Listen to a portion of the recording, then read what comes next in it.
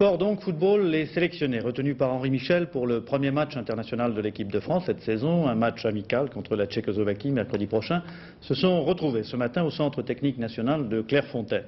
Une ombre plane sur cette mise au vert, celle d'Éric Cantona, l'attaquant de l'OM, qui, non retenu en équipe A hier soir lancé vraiment à la hussarde une véritable déclaration de guerre aux sélectionneurs. Écoutez Cantona. Je dis tout simplement que j'ai prouvé qu'il pouvait fonder quelques espoirs en moi et que s'il pensait que j'étais à mes formes, ou il ne fait pas les déclarations qu'il a faites, ou il m'avertit, ou il discute avec moi. Il n'a pas fait. Je lisais un truc de Mickey Rourke, puisque c'est un gars que j'adore, qui disait que celui qui s'occupait des Oscars à Hollywood là, était un sac à merde. Je pense qu'Henri Michel n'en est pas loin. Une rage difficilement contenue et des déclarations fracassantes de Cantona après son excellent match contre Strasbourg hier soir. Il a même marqué un but et il estime avoir prouvé ainsi à Henri Michel qu'il méritait un peu plus d'attention. Cela dit, dans leur forme, les propos d'Éric Cantona sont insultants pour le sélectionneur de l'équipe de France.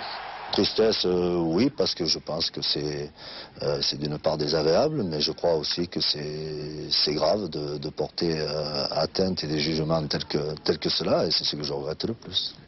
Côté fédération, le président Fournet-Fayard a jugé les propos de Cantona indignes d'un professionnel.